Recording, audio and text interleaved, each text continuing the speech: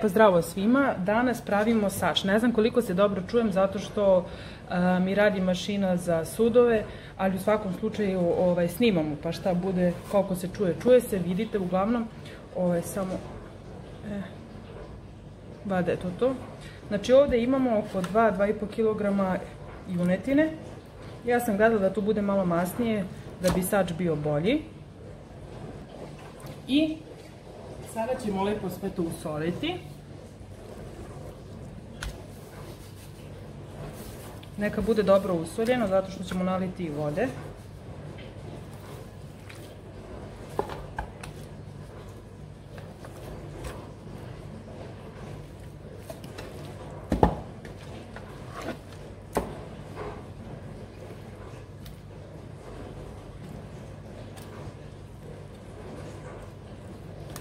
Znači, ja ću ovo da pravim na svoj način. Gledala sam razne sačeve na YouTube-u i vidim komentare baš da ne znam, nemojte da stavljate šargarepu, to nije sač, samo krompir i meso. Ja mislim da je sač sve što volite. Znači, sač je zemljana posuda u kojoj stavljate meso i uz meso šta volite. Tako da, ja stavljam sve što volim danas. Tako, sad ćemo malo to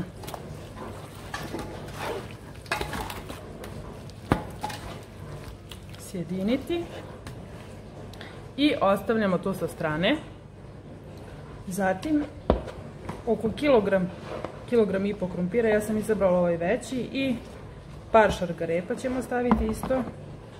Sada ćemo to onako krupnije iseći, ovako prilike.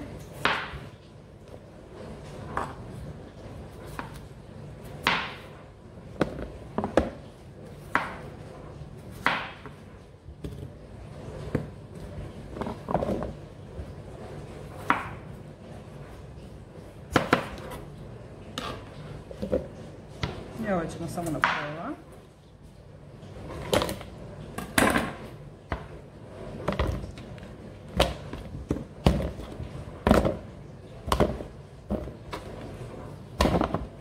I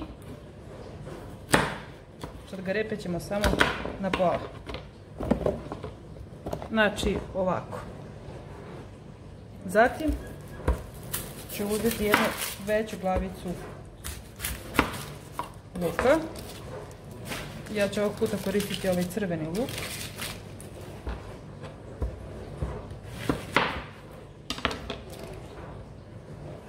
Ja skinem ovu prvu opnu.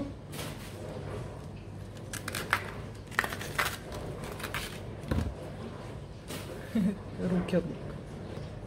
I seckamo ovako. Krupno.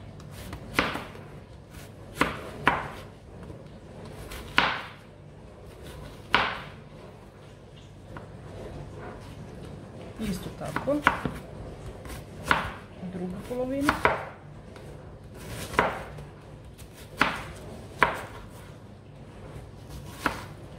Eto.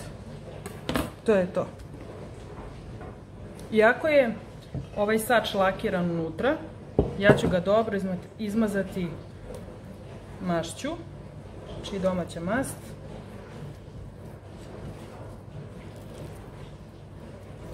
Koliko možete, svejedno će to posuda da upije. Znači, slobodno.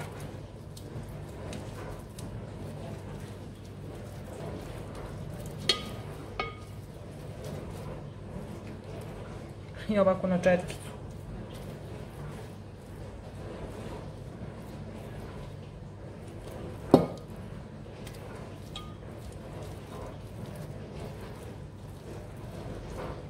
Sad, ja sam pravila sač, doduše malo manji od ovog, i znači okolo sam ređala povrće i unutra meso. Ovog puta neću tako. Mislim, uopšte nije bilo loše, da se razumemo, ako mislite da je sad kao nešto. Ovog puta neću tako. Sada ću malo drugačije. Znači, prvo ću staviti red mesa.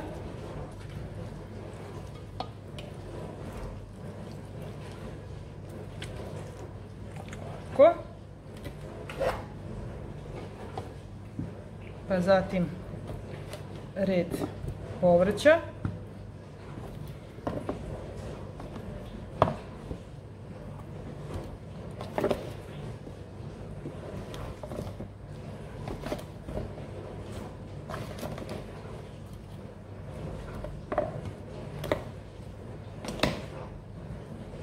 Pa red mesa.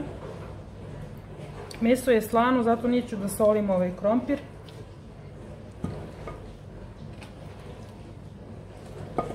Ako bude potrebno soli, lako ćemo dosoliti. Možda samo od gore malo posoli.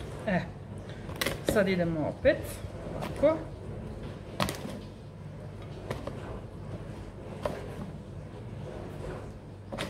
I ja ću staviti pečurke. Vi uopšte tu ne morate da radite, samo malo da...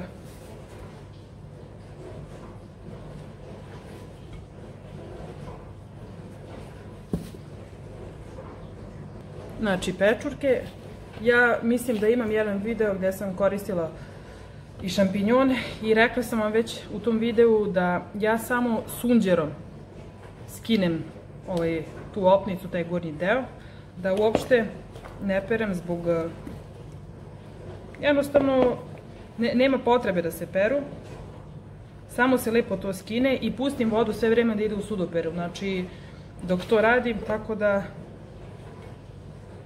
ja tako radim. Sad vi možete da ih perete, da ne znam ja kako radite, uglavnom to više neće biti šampinjoni, nego običan sunđer. Tako.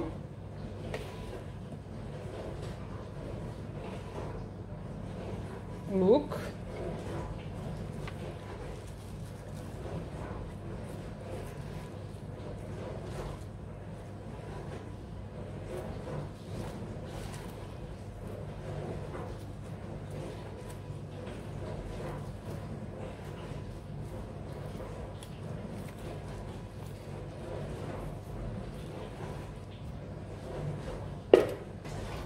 I ja ću naliti samo sa 200 ml vode, 200-250. Zato što će sve ovo već svoje sokove ispustiti i ne želim da bude onako kao... Ne želim da bude puno vode kad budem izvadila ovaj sač. Već onako da bude kako treba, da bude lepo meso koje se raspada u svom saftu, a ne u vodi. Dodat ću samo malo da zgore vegete. Vi uopšte ne morate u saču da dodajete vegetu, ako mislite da ne treba. Ja ću samo malo dodati. I ono što sledeće radim, samo da vidim, namazat ću i ovaj poklopac od sača, mašću. Vidite, on uopšte nije lakiran i puko bi tačno. Znači, dobro namažite, samo da vidim da se vidi se. Dobro namažite.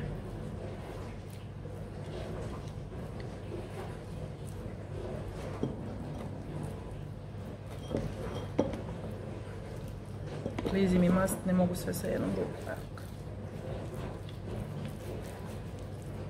Znači,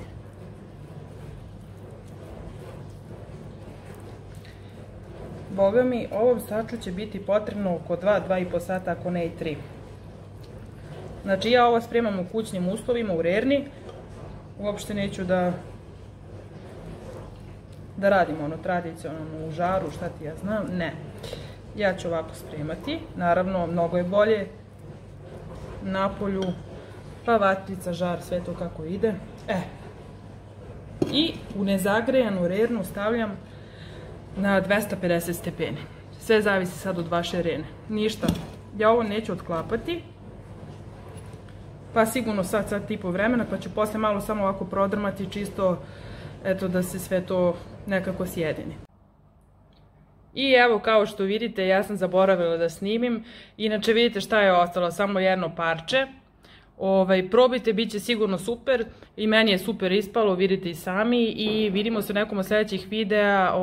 Nema promašaja za ovaj recept. Ćao!